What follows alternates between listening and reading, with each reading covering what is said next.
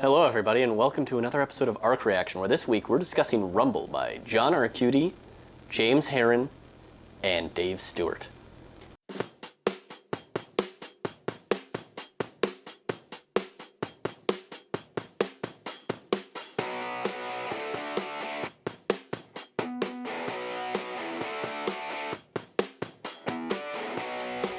Hey everybody, let me explain to you the story of Rumble.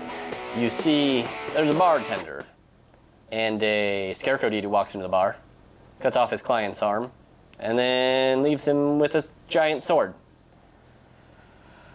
Bartender has no idea what's going on, but he gets dragged in the middle of this supernatural war that's been going on for eons.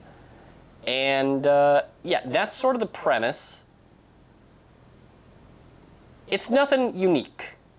Well, it sounds a little far-fetched, but I mean, the premise of a normal guy that gets dragged into something bigger than himself is a really regular story. You see it all the time. But what Rumble has is hard to describe with words, because you have to look at it with your eyeballs and look at James Harren's art and Dave Stewart's colors, because this is one of the most gorgeous books out there. If you've been reading BPRD lately, you've seen them do work along with John Arcudi before, and you've seen the monster designs and everything, and the energy in this book is amazing. It's obviously very influenced by more Asian sensibilities in comics, and there's a lot of speed lines and action and just kinetic stuff going on all the time. These pages are absolutely gorgeous. And the characters are never boring. They're never boring looking. They're very cartoony, very exaggerated, very caricatures.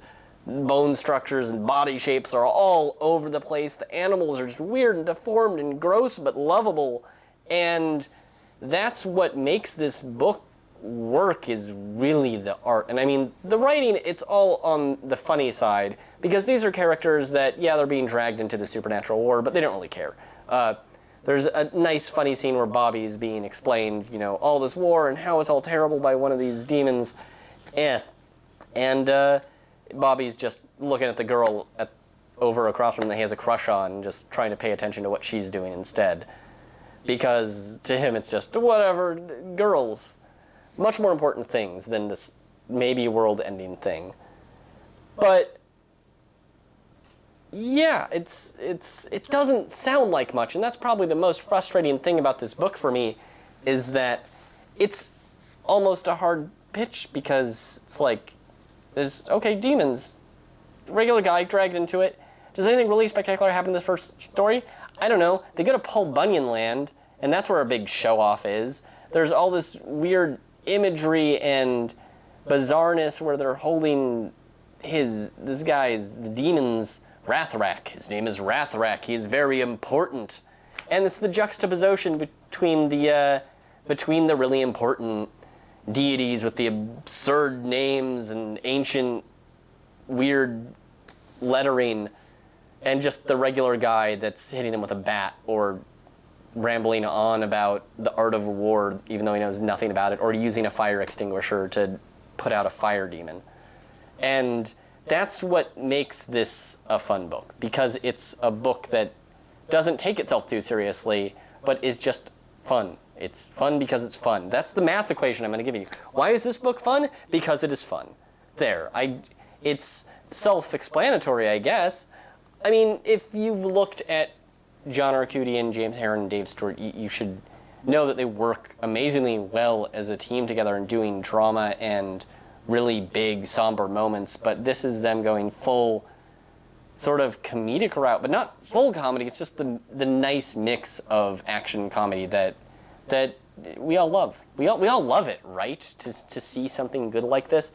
And it really is just something that's solid. It's something that is incredibly well done and well paced and clearly been worked on and polished for a long time.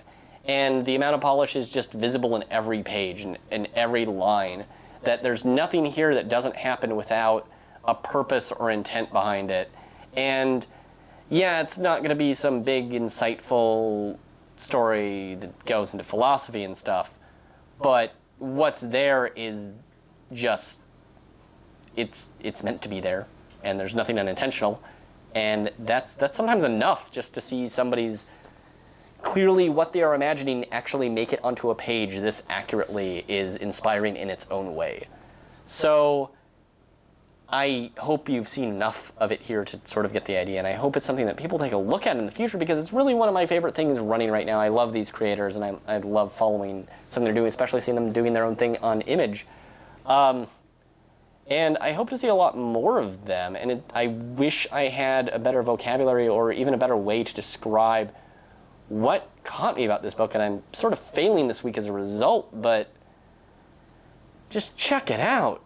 And maybe tell me I'm wrong. Maybe I'm completely off and I need to be corrected.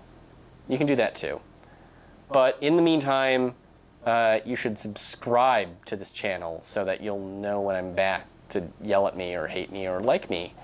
And you can follow us on Twitter and Instagram and Facebook, and you can check out my article where I try and articulate good things better good sometimes.